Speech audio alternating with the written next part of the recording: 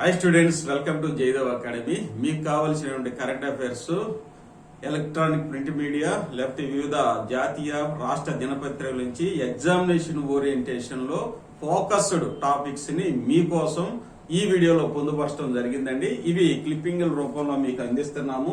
Video యొక్క subject అనేది మీరు నోట్ చేసుకోవడం ద్వారా మీకు మరింత ఉపయోగపడుతుంది అనేసి క్లిప్పింగ్ రూపంలో ఈ వీడియోలో పొందుపరచడం జరిగిందండి. ముందుగా పరిశీలించినట్లయితే సైన్యాధిపతిగా మనోజ్ పాండేని నియమించడం జరిగిందండి. ఇప్పటి వరకు ఉన్నటువంటి మన సైన్యాధిపతి ఎంఎం నరవణే ఈ నెల 30వ తారీఖుతో తన పదవీ కాలం అనేది ముగుస్తుంది. తద్వారా నూతన సైన్యాధిపతిగా అంటే భారత 29వ సైన్యాధిపతిగా మనోజ్ పాండేని నియమించడం జరుగుతుందండి. కాబట్టి ఈయన నెక్స్ట్ మంత్ 1వ తారీఖు నుంచి విధుల్లో అయితే జాయిన్ అవ్వడం అనేది జరుగుతుంది. కాబట్టి ఇది మనకి examination point of view important.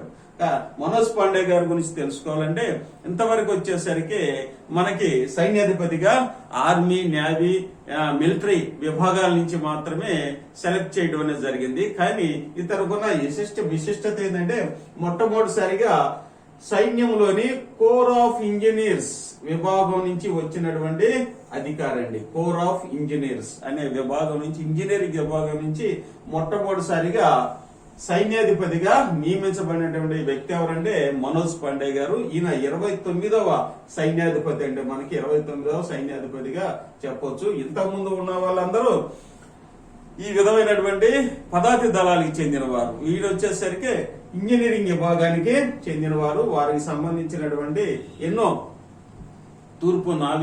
తూర్పు దళాధిపతిగా చేయడం జరిగింది. అట్లానే అండమాన్ నికోబార్ కి స్వతంత్రంగా వ్యవహరించడం జరిగింది. అధికారిగా త్రివిధ దళాల అధికారిగా పనిచేయడం జరిగింది. అట్లానే ఇంజనీరింగ్ విభాగంలో ఐరాసా తరఫున అనేక దేశాల్లో పనిచేశారు. అట్లా ఇంజనీరింగ్ సంబంధించినటువంటి మన తూర్పు ప్రాంతమైనప్పటికీ లేదా పాకిస్తాన్ బోర్డర్ లో కూడా ఆ అంశాల్లో ఎంతో అనుభవం కలిగినటువంటి వ్యక్తి ఎవరంటే మనోజ్ పాండే గారు. కాబట్టి ఇది మన భారతదేశ 29వ సైన్యాధిపతిగా ఈయన గారిని నియమించడం జరిగింది. మనకి ఎగ్జామినేషన్ పాయింట్ ఆఫ్ వ్యూ లో ఈ టాపిక్ అనేది వెరీ వెరీ ఇంపార్టెంట్. ఈ సైన్యాధిపతి సంబంధించినటువంటి ఈ టాపిక్ అంతా ఈ క్లిప్పింగ్ లో ఉందండి. ఇంకా మీరు మరింత సమాచారాన్ని దీని ద్వారా సేకరించవచ్చు. అట్లనే ఇప్పుడు పదవీ విరమణ పొందుతున్నటువంటి ఎంఎం నరవాణే గారు సిడిఎస్ రేసులో ఉన్నారని చెప్తున్నారు. అంటే త్రివిధ దళాల అధిపతి, కోఆర్డినేషన్ చేయడానికి త్రివిధ దళాల అధిపతిగా ఈయన రేసులో ఉన్నారనేసి సమాచారము. ఇది మన కరెంట్ అఫైర్స్ కి సంబంధించినటువంటి టాపిక్ అండి. నెక్స్ట్ గా చూసినట్లయితే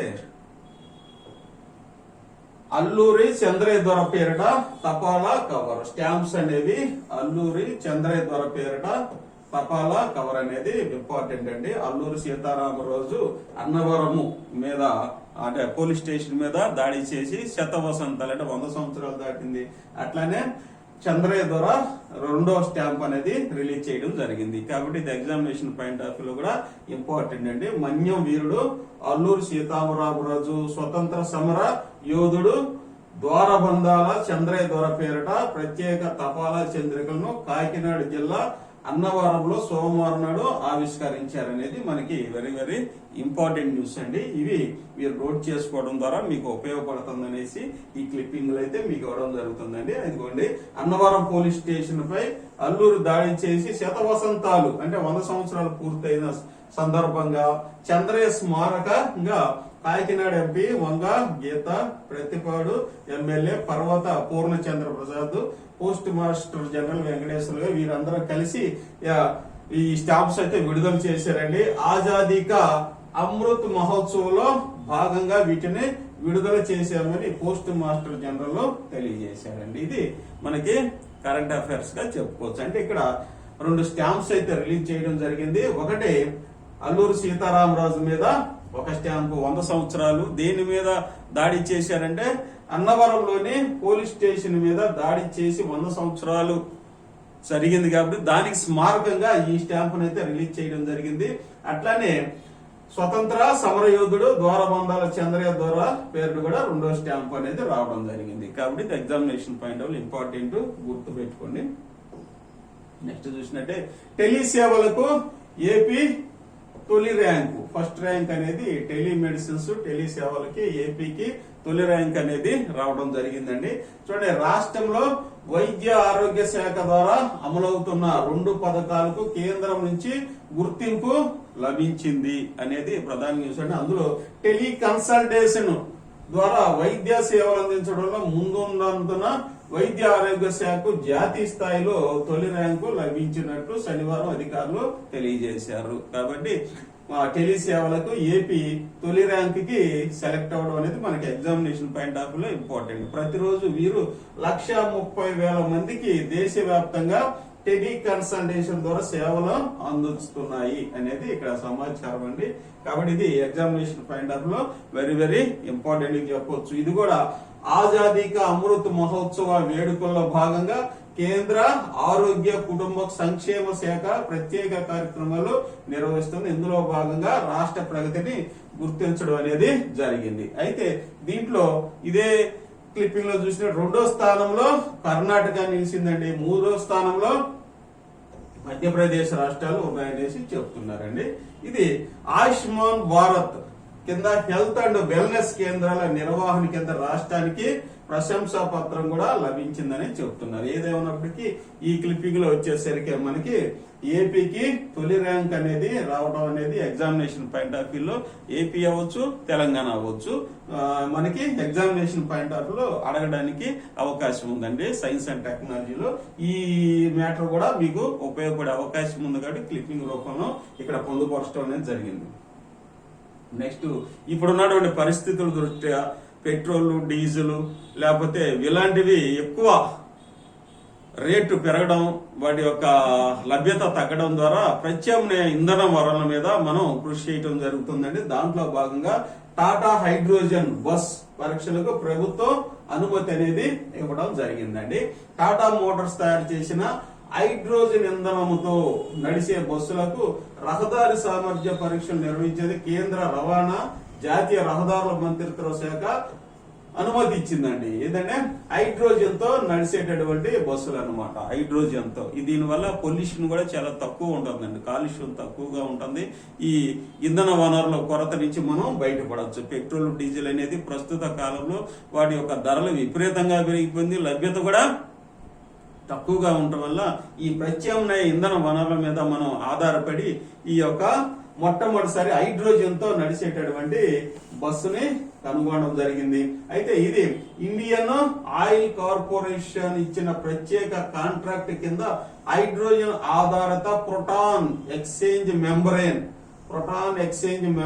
ఫ్యూయల్ సెల్ బస్సులను టాటా మోటార్ తయారు చేసింది. ఇది ఇంపార్టెంట్ అండి. ఏ టెక్నాలజీ అంటే proton exchange membrane PEM fuel cell బస్సులను టాటా మోటార్స్ తయారు చేసింది. ఇది 15 వరకు హైడ్రోజన్ ఫ్యూయల్ సెల్ బస్సుల టెండర్ని టాటా మోటార్స్ గెలుచుకుందని చెప్పొచ్చు. దీని ప్రదర్శన ఉంచారు. అయితే దీని నుంచి మనం నేర్చుకునేది ఏంటంటే హైడ్రోజన్ ద్వారా అంటే టాటా హైడ్రోజన్ బస్సు పరీక్షలు కూడా అనుమతి ఇచ్చింది అనేసి చెప్పొచ్చు. ఇది ఏ కంపెనీ తయారు చేస్తుందంటే టాటా కంపెనీ. ఇది తయారు చేస్తున్నటువంటి కాంట్రాక్ట్ ఇచ్చిన సంస్థ ఏంటంటే ఇండియన్ ఆయిల్ కార్పొరేషన్ IOC అండి. ఇండియన్ ఆయిల్ కార్పొరేషన్ తో వీళ్ళు ఈ టెండర్ తీసుకొని 15 బస్సులు అనేది తయారు చేశారండి. దానికి సంబంధించిన టెక్నాలజీ ఏంటంటే చూడండి, హైడ్రోజన్ ఆధారిత proton exchange membrane fuel cells ని తయారు చేశారు. ఇది వెరీ వెరీ ఇంపార్టెంట్. ఏ ప్రాతిపదికన వీళ్ళు తయారు చేయడం జరిగింది, ప్రోటాన్ ఎక్స్చేంజ్ మెంబ్రేన్. ఈ క్లిప్పింగ్ లో కనుక చూసినట్లే ఇంకా సమాచారం ఉందండి, మీరు దీని నుంచి నోట్ చేసుకోవచ్చు అండి. నెక్స్ట్ కనుక చూసినట్లయితే దాహార్తిని తీర్చే గాలి. ఇప్పుడు ఉన్నటువంటి పరిస్థితుల్లో మంచినీటి లభ్యత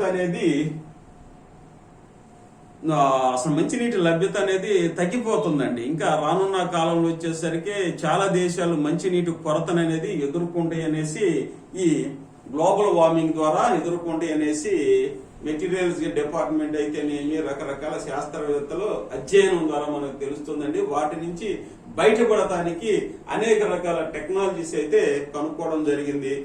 ఈ టెక్నాలజీ ప్రకారం అంటే గాలిలో ఉన్నటువంటి తేమని మంచినీటిగా మార్చేటువంటి ప్రక్రియనే ఈ ఈ క్లిప్పింగ్ లో మనం చూస్తామండి. దాహార్తిని తీర్చేట గాలి. దీంట్లో రెండు మెథడ్స్ అని ఏమంటే, మొట్టమొదటిసారిగా అలా మార్చేటటువంటి విధానాన్ని ఏమంటారంటే అట్మాస్ఫియర్ కు వాటర్ జనరేటర్ గా పేర్కొంటారు. గాలి నుంచి నీటిని సేకరించే సాధనాలను ఏమంటారంటే అట్మాస్ఫియర్ కు వాటర్ జనరేటర్స్ అంటారండి. అట్మాస్ఫియర్ కు వాటర్ జనరేటర్స్, వీటిని AW టెక్నాలజీ అంటారు. ఇది రెండు రకాలుగా ఉందండి. ఈ రెండు రకాల టెక్నాలజీ చూసినట్లయితే passive water extraction, forced or powered extraction అనేది రెండు రకాలుగా మనం గాలిలో నుంచి తేమ నుంచి నీటిని అనే దాన్ని తీయటానికి రెండు పద్ధతులు అయితే కనుగొనడం జరిగింది. మొట్టమొదటి పద్ధతిలో వచ్చేసరికి ఇంధనం అనేది అవసరం ఉండదండి. ఫ్యూల్ అనేది అవసరం లేకుండా ప్రకృతిలో ఉన్నటువంటి ఉష్ణోగ్రతల వైరుధ్యాలు ఉష్ణోగ్రతల యొక్క భేదాలని దాన్ని ఆ పద్ధతిలో మంచి నీటిని అనేది తయారు చేయడం. చూడండి, మొట్టమొదటి విధానంలో సహజ సిద్ధ ఉష్ణోగ్రతల్లో వైరుధ్యాలపై ఆధారపడటం ద్వారా గాలి నుంచి నీటిని సేకరిస్తారనమాట. మొట్టమొదటి అంటే ప్యాసివ్ వాటర్ ఎక్స్ట్రాక్షన్ లో వచ్చేసరికి ఇక్కడ సహజ సిద్ధ ఉష్ణోగ్రతలో వైరుధ్యాల మీద ఆధారపడటం అంటే డిఫరెన్సెస్ బిట్వీన్ డిఫరెంట్ టెంపరేచర్స్ అన్నమాట. వాటి వైరుధ్యాల ద్వారా నీటిని అనేది సహజ సిద్ధంగా పొందే విధానమే ప్యాసివ్ వాటర్ ఎక్స్ట్రాక్షన్. రెండోది ఫోర్స్డ్ లేదా పవర్డ్ ఎక్స్ట్రాక్షన్. అంటే ఇక్కడ ఏదో ఒక రకమైన ఫోర్స్ఫుల్ తో, అంటే ఇక్కడ ప్రెషర్ గాని అంటే ఒత్తిడి గాని ఇంధనాన్ని గాని అయితే విద్యుత్తును గాని ఉపయోగిస్తారు. విద్యుత్ లేదా పీడనాన్ని ఉపయోగించి గాలి నుంచి నీటిని సేకరించే పద్ధతిని ఫోర్స్డ్ లేదా పవర్డ్ ఎక్స్ట్రాక్షన్ పద్ధతి అంటారు అనమాట. ఒకటి గాలి నుంచి నీటిని సేకరించే విధానాన్ని అట్మాస్ఫియర్ వాటర్ జనరేటర్స్ అంటారు. దీనిలో రెండు పద్ధతులని, ఒకటేమో సహజసిద్ధంగా, రెండోది ఇంధనం ఉపయోగించడం ద్వారా విద్యుత్తు లేకపోతే ప్రెషర్ ఉపయోగించడం ద్వారా గాలి నుంచి నీటిని గాలిలో ఉన్న తేమ నుంచి నీటిని పొందడం విధానాన్ని కనుగొన్నారు. ఈ అయితే ఎక్కువ మొత్తంలో నీటిని అయితే తయారు చేయలేరు. మితంగా నీటిని ప్రిపేర్ చేయటం వల్ల ఆయా ప్రాంతాల్లో కరువు పీడిత క్షామ పీడిత ప్రాంతాల్లో ఉన్నటువంటి ఏరియాలో ఉన్న వారికి మంచి నీటిని అయితే అందించడానికి కొంత వెసులుబాటు అయితే ఉందని ఈ క్లిప్పింగ్ ద్వారా తెలుస్తుందండి. అయితే మనకి ఎగ్జామినేషన్ పాయింట్ ఆఫ్ వ్యూ ఏంటంటే వీటిలో వచ్చే అంశాలు ఏంటంటే మనం చూడండి, ఇది ఇలాంటి విధానాన్ని ఇప్పుడే కాదండి 15వ శతాబ్దంలోనే దక్షిణ అమెరికాలో విస్తరించిన ఇంకా సామ్రాజ్యంలో ఇలాంటి విధానాన్ని కూడా అనుసరించారనేసి పురాతత్వ శాస్త్రవేత్తలు ఆర్కియాలజిస్ట్స్ అనేది తెలియజేయడం జరిగిందండి. ఇవి ఇంకా చూసినట్లయితే గాలి బావి డిజైన్లు అనేవి కూడా 1900వ సంవత్సరంలో రష్యా ఇంజనీర్ ఫ్రెడరిక్ జిబోల్ట్ క్రిమియాలో శిథిలమైన దియోడోసియా నగరం సమీపంలో గుర్తించారంట. ఇవి కూడా 1900వ సంవత్సరంలో ఈ ఆర్కియాలజిస్టు లేదా రష్యా ఇంజనీర్ ఫ్రెడరిక్ జిబోల్ట్ ఇలాంటి గాలి నుంచి నీటిని సంగ్రహించే విధానాన్ని కూడా గతంలో కూడా కనుగొన్నారనేసి ఈ క్లిప్పింగ్ ఒక సారాంశం అండి. ఇవి చదవడం ద్వారా దీని నుంచి మీరు మంచి ఎగ్జామినేషన్ పాయింట్ ఆఫ్ వ్యూలో అవసరమైనటువంటి టాపిక్స్ ని మీరు తయారు చేసుకోవచ్చు. అయితే మనం మంచినీటి కొరతని ఎదుర్కొనడానికి ముఖ్యంగా డిజర్ట్ ఏరియాస్ లో అంటే ఎక్కువ ఉష్ణోగ్రత ఉన్నటువంటి ఎడారి ప్రాంతాల్లో వచ్చేసరికి కొన్ని జీవులు అనేవి అక్కడ నివసిస్తూ ఉంటవి. వాటికి నీటి లభ్యత ఎలా ఉంటుంది, మానవులైతే నివసించడం కష్టంగా ఉంటుంది. కొన్ని జీవులు అయితే ఆ ఉష్ణోగ్రతలు తట్టుకొని నివసిస్తాయి. అవి ఎలా బ్రతుకుతున్నాయి, నీటిని ఎలా తీసుకొస్తాయి అనేది గనక పరిశీలించినట్లయితే ఇక్కడ ఒక కీటకాన్ని సహజ సిద్ధంగా గాలిలో ఉన్నటువంటి తేమని నీటిగా మార్చుకునేటువంటి ప్రక్రియని ఒక కీటకం నుంచి మనం నేర్చుకున్నామండి. అది ఎగ్జామినేషన్ పాయింట్ ఆఫ్ వ్యూలో అడగడానికి అవకాశం ఉంది కాబట్టి ఆ క్లిప్పింగ్ కూడా ఇక్కడ ఇవ్వడం జరిగిందండి. చూడండి, స్టెనోకారా గ్రాసిలైప్స్, స్టెనోకారా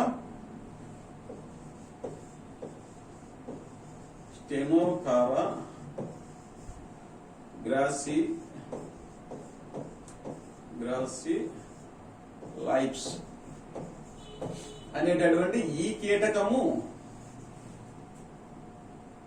వర్షాభావ ఎడారి ప్రాంతంలో ఉంటుందండి. ఇది గాలిలో ఉన్న తేమని ఒడిసి పట్టుకొని తేమని నీటి బిందువులుగా మార్చుకొని ఇది మంచినీటిని అయితే పొందుతుంది. ఈ విధానాన్ని శాస్త్రవేత్తలు దగ్గరుండి గ్రహించి వీటిని అంటే ఈ యొక్క గాలి నుంచి నీటిని తయారు చేసే విధానాన్ని పరిమితంగానే కొన్ని యంత్రాలను తయారు చేసి పరిమితంగా పొందడం అనేది ఇప్పటి వరకు సాధించినటువంటి ముఖ్యాంశం అండి. చూడండి ఇక్కడ నివాస యోగ్యం కానీ అత్యంత పొడి వాతావరణం కలిగిన ఆఫ్రికాలోని నమీబ్ ఎడారిలో ఈ జాతి కీటకాలు నివసిస్తున్నాయండి. అది ఫాగ్ బాస్కింగ్ విధానం ద్వారా ఫాగ్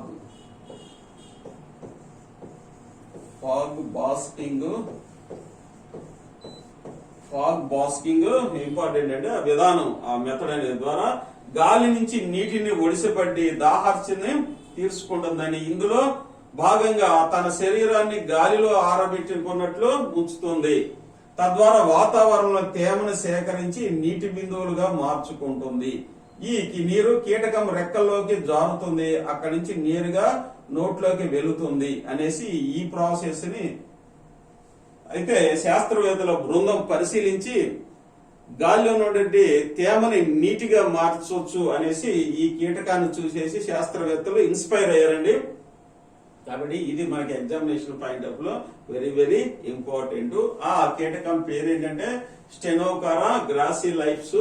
ఇది ఫాగ్ బాస్కింగ్ విధానం ద్వారా మంచి నీటిని తయారు చేసుకొని ఈ నీటి అలభ్యతను, నీరు దొరకనటువంటి ప్రాంతంలో ఉంది కాబట్టి నీటిని అలా గాలి నుంచి సేకరించుకునేటువంటి ఈ కీటకమే ఇన్స్పిరేషన్ గా చెప్పొచ్చు. అట్లా ఈ ప్రపంచ దేశాల్లో ఉన్నటువంటి అనేక మంది శాస్త్రవేత్తలు వీటిని ఇన్స్పైర్ అయ్యి కొన్ని యంత్రాలను అయితే తయారు చేయడం జరిగింది. అట్లనే షిప్పింగ్ కంటైనర్ ఆధారిత యంత్రం అన్నమాట. దీని ద్వారా కూడా వాటర్ ని తయారు చేయొచ్చండి. అయితే చూడండి, ఇది 2018లో వాటర్ అబాండెన్స్ ఎక్స్ప్రెస్ కింద $17.5 కోట్ల పురస్కారాన్ని గెలుచుకుంది అంటారండి. ఈ క్లిప్పింగ్ కూడా మీకోసం ఇవ్వడం జరిగింది. ఇంకా క్లిప్పింగ్స్ అనేవి ఉన్నవి. ఇవి మీరు చదువుకొని నోట్ చేసుకోవడం ద్వారా మరింత సమాచారాన్ని మీరు పొందడానికి అవకాశం ఉందండి. ఇవ్వండి మాయా బాటిల్స్, లేకపోతే సౌరశక్తితో కూడా తయారు చేసుకోవచ్చండి.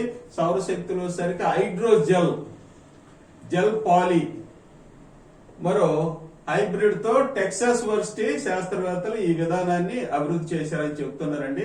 1 కేజీ హైడ్రోజెల్ కనుక తీసుకున్నట్లయితే ఇక్కడ చూడండి, నేను వాళ్ళ 5 నిమిషాలు సౌరశక్తి 50 లీటర్ల నీటిదిగా 1 కిలో హైడ్రోజెల్ గనక తీసుకున్నట్లయితే 50 లీటర్ల వరకు నీటిని ఉత్పత్తి చేయొచ్చు అనేది ఈ యొక్క సారాంశం అండి. ఇది కూడా చదువుకోవడం ద్వారా మీకు examination point of view important గా చెప్పుకోవచ్చు. అట్లానే అమెరికా సైనికులకి మంచి నీటిని అందించడానికి డార్ఫా అనేటువంటి సంస్థ కూడా ఇలాంటి పద్ధతిని ఉపయోగించుకొని గాలిలో తేమ నుంచి మంచినీటిని తయారు చేసే విధానాన్ని తయారు చేసిందండి. ఇందులో సార్బెంట్ పదార్థం ఉంటుందండి, ఒక పదార్థం ఉంటుంది. అది గాలిలో ఉండే నీటిని ఒడిసిపట్టి వీరికైతే అందించడానికి ఈ యంత్రం అనేది పనిచేస్తుంది. అట్లనే చూడండి, ఎక్స్పీడిషనరీ యూనిట్, ఇది 150 మందికి నీటిని అందించే స్టెబిలైజేషన్ విధానం కూడా డార్ఫా అభివృద్ధి చేసినట్టు చెప్తున్నారండి. ఈ మ్యాటర్ కూడా చదువుకోవడం ద్వారా మీకు దీని నుంచి మరింత సమాచారం అయితే అందుతుందని ఈ క్లిప్పింగ్స్ అయితే మీకు ఇవ్వడం జరిగింది. ఇది కూడా మాయా బాటిల్స్ కానీ ఇవన్నీ. కాబట్టి ఈ క్లిప్పింగ్స్ ద్వారా మనం నేర్చుకుంది ఏంటంటే గాలిలో ఉన్న తేమ నుంచి మంచి నీటిని తయారు చేసుకునేటువంటి విధానాన్ని మనం ఇందులో డిస్కస్ చేసి ఉంటే రానున్న కాలంలో ఉంటే గ్లోబల్ వార్మింగ్ ద్వారా కొన్ని దేశాల్లో మంచినీటి ఎద్దడి అనేది ఏర్పడుతుంది. సమ్మర్ గనక వచ్చినట్లయితే వాటి నుంచి బయటపడటానికి ఈ విధానాలు అవలంబిస్తున్నారనేసి ఈ క్లిప్పింగ్ ఇచ్చారండి. ఇది ఎగ్జామినేషన్ పాయింట్ ఆఫ్ లో వెరీ వెరీ ఇంపార్టెంట్.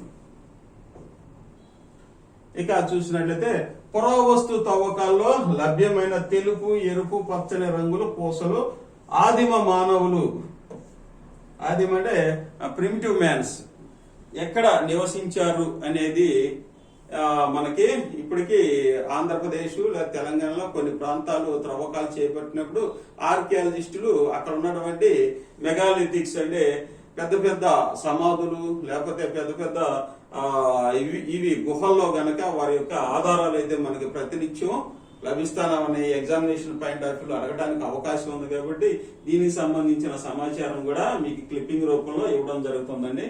చూడండి, ఇక్కడ చూసినట్టయితే పోలవరపు ముంపు ప్రాంతమైన వేలేరుపాడు మండలంలోని రుద్రమకోడ పరిసరాల్లో పురావస్తు శాఖ వారు ఈ మధ్య త్రవ్వకాలు గనక చేపట్టినప్పుడు ఆది మానవులకు సంబంధించినటువంటి సమాధుల్లో ఈ రిమైన్స్ అయితే ఆర్టిఫాక్ట్స్ అయితే దొరకడం జరిగిందండి. ఇది మనకి examination point of view important. తెలుపు, ఎరుపు, పచ్చని రాతి పూసలు, మట్టి పాత్రలు, ఆయుధాలు లభ్యమని సహాయ సంచాలకు కె తిమ్మరాజు తెలియజేయడం జరిగిందండి. కాబట్టి ఇది ఎగ్జామినేషన్ పాయింట్ ఆఫ్ లో వెరీ వెరీ ఇంపార్టెంట్. ఇదిగో మరణాంతరము వారు వినియోగించిన వస్తువులు ఇలా సమాధుల్లో పూడ్చి పెట్టేవారని తెలిపారండి. కాబట్టి ఈ సమాధుల్లో వారి యొక్క వస్తువులు ఏవైతే ఉన్నాయో చనిపోయినటువంటి ఆదిమానులు వారి యొక్క ఆచార వ్యవహారాల ప్రకారం వీటిని వారితో పాటు సమాధి చేయడం జరిగింది. అవి అట్లానే ఉంచడం వల్ల ఇప్పుడు మన ఆర్కియాలజిస్టులు, పురావస్తు శాస్త్రవేత్తల తవ్వకాలు ఇవన్నీ బయటపడినాయి. కాబట్టి మనకి ఎగ్జామినేషన్ పాయింట్ ఆఫ్ లో ఏ మండలం ఎక్కడ ఇవి బయటపడిన ప్రశ్న అడగడానికి అవకాశం ఉంది. కాబట్టి ఈ క్లిప్పింగ్ కూడా మీకు అందించడం జరుగుతుందండి. నెక్స్ట్, కర్నూలు విమానాశ్రయానికి ప్రధానమంత్రి ఎక్సలెన్స్ అవార్డు అనేది రావడం జరిగిందండి ఉడాన్ ప్రాజెక్ట్ లో. చూడండి, కర్నూలు జిల్లా ఓర్వకల్లోని ఉయ్యాలవాడ నరసింహారెడ్డి విమానాశ్రయం ప్రారంభం నుంచి ప్రజలకు మెరుగైన సేవలు అందించినందుకు గాను కేంద్ర విమానయాన పథకం ఉడాన్ అరుదైన గౌరవం ప్రకటించినట్లు సమాచారము. ఇది ఇన్నోవేషన్ సెంట్రల్ కేటగిరీ అడ్మినిస్ట్రేషన్ 2020 కింద ప్రధానమంత్రి ఎక్సలెన్స్ అవార్డు కర్నూలు విమానాశ్రయాన్ని వరించింది. ఇది ఎగ్జామినేషన్ పాయింట్ ఆఫ్ వ్యూ లో వెరీ వెరీ ఇంపార్టెంట్. కాబట్టి ఇది కూడా మీ సమాచారాన్ని మీరు నోట్ చేసుకుంటారని భావిస్తున్నాను. నెక్స్ట్, రష్యా ఉక్రెయిన్ యుద్ధం. అందులో ముఖ్యమైన అంశాల మీద మనకి ఎగ్జామినేషన్ పాయింట్ ఆఫ్ వ్యూ లో ఖచ్చితంగా ప్రశ్న అనేది రావడానికి అవకాశం ఉంది. కాబట్టి ప్రతిరోజు అప్డేట్ చేసుకుంటూ వెళ్తున్నట్లయితే ఉక్రెయిన్ కి వెరీ వెరీ ఇంపార్టెంట్ అయినటువంటి మేరియోపాల్ అనేటువంటి ఈ పట్టణం అనేది ఇప్పటి వరకు ఉక్రెయిన్ ఆధీనంలో ఉండి రష్యాతో భీకరమైన యుద్ధం చేస్తుందనేసి మనకు తెలుసండి. అయితే ఇది ఈ మధ్యనే రష్యా చేతికి రావడం అనేది జరిగింది. రష్యా దీని మీద పై చేయి సాధించిందండి. ఇది కీలకమైనటువంటి ప్రదేశం కాబట్టి ఇది కూడా ఎగ్జామినేషన్ పాయింట్ ఆఫ్ వ్యూ లో వెరీ వెరీ ఇంపార్టెంట్ గా చెప్పుకోవచ్చండి. అయితే ఈ మేరియోపాల్ యొక్క ఇంపార్టెన్స్ ఏంటండి అని చూసినట్టయితే ఈ పట్టణం కోసం ఇరు దేశాలు తీవ్రంగా యుద్ధం అయితే చేస్తున్నారండి. దీని యొక్క ఇంపార్టెన్స్ కనుక చూసినట్లయితే రష్యా పట్టు సాధించామని చెబుతున్న ఉక్రెయిన్ లోని మేరియోపాల్ నగరము వ్యూహాత్మకంగా అత్యంత కీలక ప్రాంతం అన్నమాట.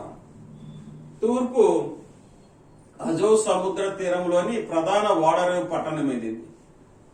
దీనిపైన పట్టు సాధించడానికి రష్యాకి ఎందుకు కీలకం అంటే ఇక్కడ ఇచ్చారండి.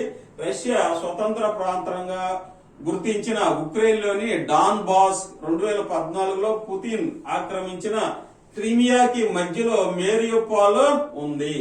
అంటే డాన్ బాస్కను మరి క్రిమియాకి మధ్యలో ఈ మేరియోపాల్ పట్టణం అనేది ఉంది. ఈ రెండింటికి మధ్యలో ఉంది కాబట్టి దీన్ని జయిస్తే ఆటోమేటిక్ గా రష్యాకి ఈ మూడు ఒకే ప్రాంతంలో ఉంటాయి కాబట్టి సైన్యానికి పట్టు సాధిస్తారు అనేటటువంటి అంశం మీద ఇది రష్యాకి చాలా చాలా ఇంపార్టెంట్ గా చెప్పవచ్చండి. క్రిమియా నుంచి పోరాడుతున్న రష్యా సైన్యానికి లూహాన్స్, డొనెట్స్క్ ప్రాంతాల్లో పోరాడుతున్న దళాలకి సమన్వయము మరింత పెరుగుతుంది అన్నమాట. కోఆర్డినేషన్ మరింత పెరుగుతుంది. మధ్యలో ఉన్నటువంటి మేరియోపాల్ పట్టణం కూడా వీటిలో కలిసిపోతుంది కాబట్టి వీళ్ళకి ఈ సైన్యానికి లూహాన్స్, డొనెట్స్క్ ప్రాంతాల్లో పోరాడుతున్న దళాలకి సమన్వయం ఏర్పడుతుంది. కాబట్టి ఈ నగరం అనేది రష్యాకి మరింత కీలకమైన నగరం కాబట్టి రష్యా చేతిలో కూడా వచ్చిందనేసి ప్రకటించడం అయితే జరిగిందండి. ఇది ఈ క్లిప్పింగ్ యొక్క ఇంపార్టెన్స్. దీనిలో ఉన్నటువంటి సబ్జెక్ట్ ను కూడా మీరు నోట్ చేసుకోగలరు. అంటే జూన్ లో అంతరిక్ష కేంద్రానికి 3 హ్యోమగాములను పంపించాలనేసి చైనా నిర్ణయించిందండి. జూన్ లో అంటే అంతరిక్షము అనేది ప్రతిసారి ఇంపార్టెంట్ టాపిక్ కాబట్టి దీనిలో కూడా మనకి కొన్ని ఎగ్జామినేషన్ పాయింట్ ఆఫ్ వ్యూ లో ఇంపార్టెంట్ గా చెప్పొచ్చు అండి. చూడండి, ఇక్కడ అంతరిక్ష కేంద్రంలోకి 3 హ్యోమోగాములను పంపాలని చైనా నిర్ణయించిందండి. దీని ద్వారా షెంజో 14 హ్యోమనౌక ద్వారా వీరిని జూన్ లో ప్రయాణం అవుతారనేసి పేర్కొందండి. షెంజో 14 హ్యోమనౌక ద్వారా వీళ్ళు జూన్ లో ప్రయాణిస్తారని తెలిపింది అనమాట. అయితే Tiangong very very important, Tiangong పేరుతో అంతరిక్ష కేంద్రాన్ని చైనా నిర్మిస్తుంది. అంటే చైనా అంతరిక్ష కేంద్రం అనేది నిర్మిస్తుంది అనమాట. దాని పేరు ఏంటంటే Tiangong very very important. Tiangong China అంతరిక్ష కేంద్రం పేరు ఏంటంటే తియాంగాంగ్.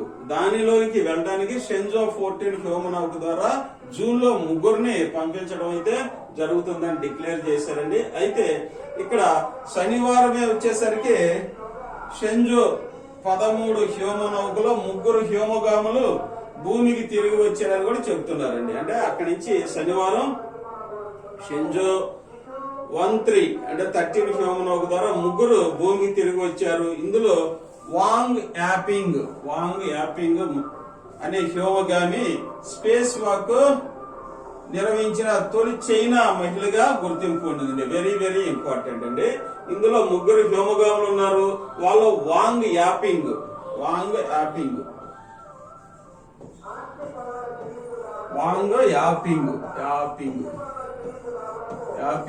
అనే మహిళ మొట్టమొదటిసారిగా స్పేస్ వాక్ నిర్వహించిన మహిళగా గుర్తింపు పొందిందండి. Very very important.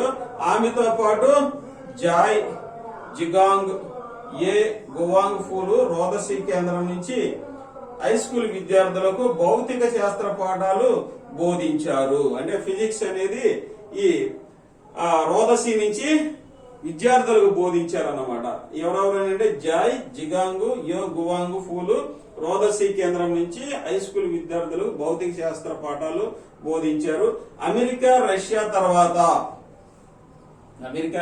తర్వాత సొంతంగా రోదసీలోకి హ్యోమోగాములు పంపే సామర్థ్యం సాధించిన 3వ దేశంగా చైనాని చెప్పొచ్చు అండి. సొంతంగా పంపించేటట్టు రోదసీలోకి సొంతంగా హ్యోమోగాములు పంపించే దేశాలు ఏవంటే మొట్టమొదటిసారిగా అమెరికా, రష్యా, ఆ తర్వాత ఈ సామర్థ్యాన్ని చైనా సాధించిందనేసి ఈ న్యూస్ యొక్క సారాంశము. ఈ న్యూస్ నుంచి, ఈ క్లిప్పింగ్ నుంచి మనం ఏం నేర్చుకున్నామంటే జూన్ లో 3 వ్యోమగాములు రోదసీలో షెంజో 14 ద్వారా పంపించడానికి చైనా నిర్ణయించుకుందండి. ఎక్కడ పంపిస్తారంటే తియాంగాంగ్ పేరుతో అంతరిక్ష కేంద్రాన్ని చైనా నిర్మిస్తుంది. అక్కడ పంపించడానికి వీరిని ఆల్రెడీ సమాయత్తం చేసింది. అయితే శనివారము 3 వ్యోమగాములు షెంజో 13 ద్వారా భూమిని చేరారంటే వారిలో స్పేస్ వాక్ చేసిన మొట్టమొదటి మహిళగా వాంగ్ యాపింగ్ గుర్తింపు పొందింది. Very very important. ఆమెతో కూడా 2 వ్యోమగాములు ఉన్నారు. వీరు అంతరిక్ష కేంద్రం నుంచి భౌతిక శాస్త్రం ఫిజిక్స్ పాఠాలు అయితే విద్యార్థులకు బోధించడం జరిగిందండి. ఇట్లా హ్యూమనౌక ద్వారా స్వతంత్రంగా అంతరిక్షంలో పంపించారు సామర్థ్యాన్ని కలిగి ఉన్న దేశాలు ఏంటంటే యుఎస్ఏ, రష్యా, ఆ తర్వాత చైనాలుగా గుర్తించబడ్డాయండి. ఇవి ఎగ్జామినేషన్ పాయింట్ ఆఫ్ వ్యూ లో ఈ పాయింట్స్ అనేవి ఇంపార్టెంట్. ఇంకా మీకు ఏమన్నా కావాలంటే దీని నుంచి నోట్ చేసుకోవచ్చండి. ఇక జిఎస్టిలో 5% పన్ను స్లాబ్ని ఎత్తివేసే అవకాశం ఉందండి. ఎత్తివేతని ఇచ్చారు. 5% అనేది ఇచ్చారు. ఎక్కువగా 5% లో ఆహార వస్తువులు అయితే ఉంటవి. అయితే ఇది ఎకానమీ పాయింట్ ఆఫ్ వ్యూ లో very very important. Economy aspect లో ఇంపార్టెంట్. జిఎస్టి మీద కంపల్సరీగా ప్రశ్న రావడానికి అవకాశం ఉంది. అయితే చూడండి, ఇది 3-8 స్లాబులకు వస్తువులు మారుస్తారు. 5 తీసేసి కింద 3 కన్నా తీసుకొస్తారు. అయితే ఎక్కువ 8 స్లాబులకు మార్చే అవకాశం ఉందనేసి ఒక ఆలోచన కూడా వస్తుందండి. ఇది మండలిలో చర్చకు రానున్నటువంటి అంశంగా చెప్పొచ్చు. ఏ % తీసేస్తానంటే 5% తీయడానికి అవకాశం ఉందండి. ఇది జిఎస్టి మండలి సమావేశంలో రానున్న జిఎస్టి మండలి సమావేశంలో చర్చించే అవకాశం ఉంది. ప్రస్తుత జిఎస్టిలో వచ్చేసరికి 5%, 12%, 18%, 25% అనేది పన్నుల మీద జిఎస్టి పన్నులుగా చెప్పొచ్చు అండి. 5, 12, 18, 28% అయితే ప్రస్తుతం ఉన్నటువంటి జిఎస్టి పనులు అన్నమాట. ఇప్పుడు దీన్ని తీసేసి ఇక్కడ 3 గాని 8% గాని పెట్టాలనేసి జిఎస్టి చేస్తున్నటువంటి ఆలోచన అన్నమాట. దీనికి ఎగ్జామినేషన్ పాయింట్ ఆఫ్ లో కూడా వెరీ వెరీ ఇంపార్టెంట్. 5% లోకి వచ్చేసరికి ఎక్కువ ఆహార వస్తువులు అయితే ఉన్నాయి. ప్యాకేజ్డ్ ఆహార వస్తువులు అధికంగా ఉండే 5% స్లాబ్ ను 1% పెంచితే ప్రభుత్వ ఖజానాకు వార్షికంగా 50,000 కోట్లు అయితే రావడానికి ఉందండి. 1% కనుక పెంచితే 50,000 కోట్లు అనేది రావడానికి అవకాశం ఉందన్నమాట. కాబట్టి ఈ జిఎస్టి స్లాబులు అనేవి ఎకానమీ ఆస్పెక్ట్ లో వెరీ వెరీ ఇంపార్టెంట్ అండి. ఈ క్లిప్పింగ్ లో కూడా మీరు చదివితే మీకు మంచి సమాచారం అయితే లభిస్తుంది. సిద్దిపేట జిల్లాకి మిషన్ ఇంద్రధనుసు, సిద్దిపేట జిల్లాకి మిషన్ ఇంద్రధనుసులో అవార్డు అయితే రావడం జరిగిందండి. మిషన్ ఇంద్రధనుసు కార్యక్రమంలో భాగంగా 2 ఏళ్లలోపు చిన్నారులకు 100% టీకాలు పూర్తి చేసినందుకు సిద్దిపేట అవార్డుకి ఎంపికైందనేసి తెలియజేస్తానండి. ఇంద్రధనుసు మిషన్ ఇంద్రధనుసులో కార్యక్రమంలో భాగంగా 2 ఏళ్లలోపు చిన్నారులకు 100% టీకాలు పూర్తి చేసినందుకు ఈ అవార్డు అయితే వచ్చింది. ఏ అవార్డు అండి అంటే prime ministers award for excellence in public administration 2019. ఈ జాతీయ పురస్కారాన్ని ఏప్రిల్ 13న ప్రకటించడం జరిగిందండి. Prime ministers award for excellence in public administration 2019 ఇది మిషన్ ఇంద్రధనుసులో ఉన్నటువంటి అవార్డు అండి. ఇది సిద్దిపేటకి అనేది రావడం జరిగిందండి. కాబట్టి ఇది ఎగ్జామినేషన్ పాయింట్ లో వెరీ వెరీ ఇంపార్టెంట్. ఎప్పుడు ఇస్తాండి సివిల్ సర్వీసెస్ డేని పురస్కరించుకొని ఏప్రిల్ 20, 21 తేదీల్లో ఢిల్లీలో జరిగే కార్యక్రమంలో ట్రోఫీతో పాటు 10 లక్షల నగదు అనేది ఇవ్వడం జరుగుతుంది. Very very important. ట్రోఫీతో పాటు నగదు బహుమతి 10 లక్షలు కేంద్ర ప్రభుత్వం జిల్లాకి అందిస్తున్నసి ఈ యొక్క సమాచారం అండి. Very very important. మిషన్ ఇంద్రధనుసు అనేది వెరీ వెరీ ఇంపార్టెంట్. నెక్స్ట్ చూసినట్టయితే ఏపీలో పంచాయతీలు పరిషత్తులకు 16 కేంద్ర అవార్డులు అనేవి రావడం జరిగింది. జాతీయ పంచాయతీరాజ్ దినోత్సవం సందర్భంగా కేంద్ర ప్రభుత్వం వివిధ విభాగాల్లో గ్రామ పంచాయతీలు, మండల, జిల్లా పరిషత్తులకు అవార్డులు ప్రకటించడం జరిగిందండి. వాటిలో 2020-21 సంవత్సరానికి ఆంధ్రప్రదేశ్ కి 16 వచ్చాయని పంచాయతీ రాజ్ గ్రామీణాభివృద్ధి కమిషనర్ కోన శశిధర్ గారు వెల్లడించారండి. ముఖ్యంగా చెప్పాలంటే చైల్డ్ ఫ్రెండ్లీ విభాగంలో నెల్లూరు జిల్లా దొరవారి సత్రం మండలం యోకెల్లు గ్రామ పంచాయతీ ఎంపికైందండి. Very very important. యోకెల్లు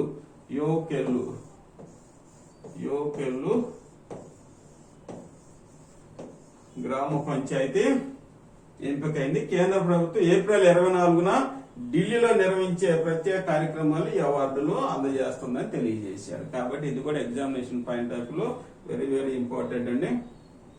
ఇప్పటి వరకు మీకు ఎక్కువ కరెంట్ టాపిక్స్ అయితే ఇవ్వడం జరిగిందండి. చూడండి, మొట్టమొదటిగా చూసినట్లయితే సైన్యాధిపతిగా మనోజ్ పాండే, ఈయన 29వ సైన్యాధిపతిగా చెప్పొచ్చు. పదాతి దళాల నుంచి కాకుండా కోర్ ఆఫ్ ఇంజనీరింగ్ విభాగం నుంచి వచ్చినటువంటి మొట్టమొదటి వ్యక్తిగా చెప్పొచ్చు అండి. ఈయన ఎగ్జామినేషన్ పాయింట్ ఆఫ్ ఇది వెరీ వెరీ ఇంపార్టెంట్ గా చెప్పొచ్చు. అట్లానే స్టాంప్స్ అనేవి అల్లూరి మరి చంద్రయ్య ద్వారా పేడ తపాలా కవర్ల స్టాంప్స్ అనేవి రావడం జరిగిందండి. ఇది ఎగ్జామినేషన్ పాయింట్ ఆఫ్ లో వెరీ వెరీ ఇంపార్టెంట్. అంటే అలాగే టెలిసేవలకు ఏపీ తొలి ర్యాంక్ అండి.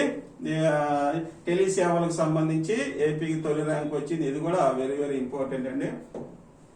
ఇకపోతే ప్రత్యామ్నాయ ఇంధనాలైనటువంటి హైడ్రోజన్ ఫ్యూయల్ ని ఉపయోగించుకొని మొట్టమొదటిసారిగా ఇండియన్ ఆయిల్ కార్పొరేషన్ వారి సహకారంతో 15 బస్సులు అయితే తయారు చేయడం జరిగింది టాటా వారు. కాబట్టి ఇది కూడా ఎగ్జామినేషన్ పాయింట్ ఆఫ్ లో ఇంపార్టెంట్ అండి.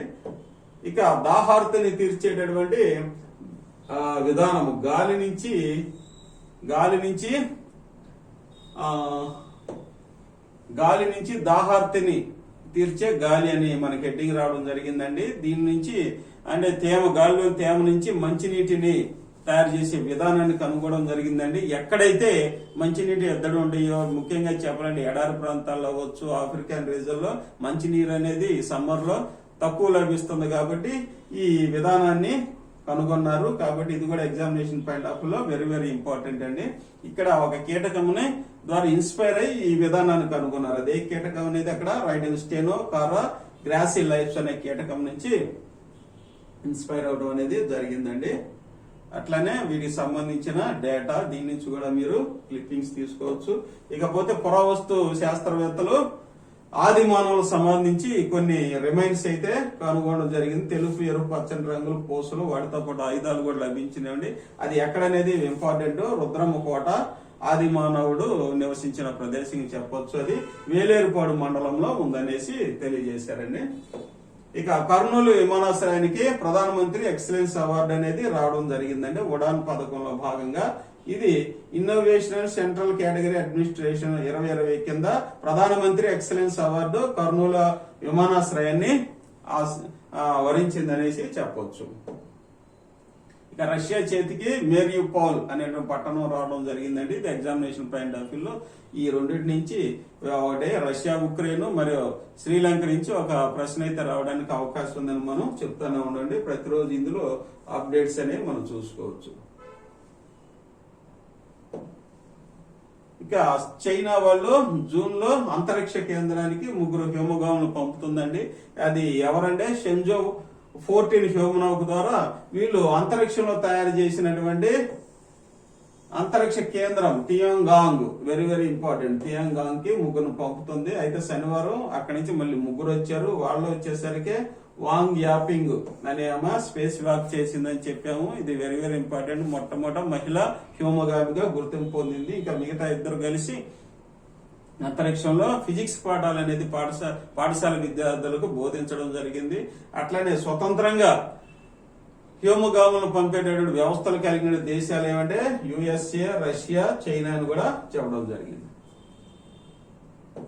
ఇక జిఎస్టీలో ఉన్నటువంటి 5 పన్ను స్లాబ్ను ఎత్తివేసేటువంటి అవకాశం ఉందండి. తద్వారా 3, 8 స్లాబుల్ని తయారు చేసేటువంటి అవకాశం ఉంది. కాబట్టి ఇది కూడా ఎగ్జామ్ పాయింట్ ఆఫ్ లో వెరీ వెరీ ఇంపార్టెంట్.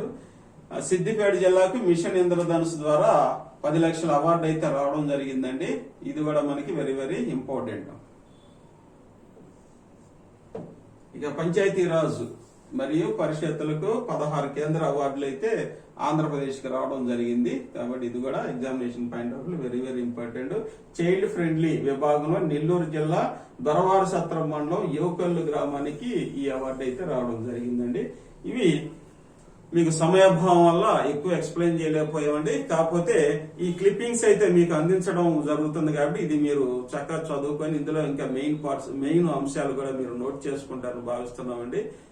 ఇప్పటి వరకు మన ఛానల్ వీక్షించినందుకు జైదవ్ అకాడమీ తరఫున మీకు ధన్యవాదాలు తెలియజేస్తున్నామండి. వీలైతే సబ్స్క్రైబ్ చేసుకోండి, మీ ఫ్రెండ్స్ కూడా షేర్ చేయండి, లైక్ బటన్ కూడా ప్రెస్ చేస్తారని మిమ్మల్ని సవినయంగా కోరుతున్నాను. ధన్యవాదాలు.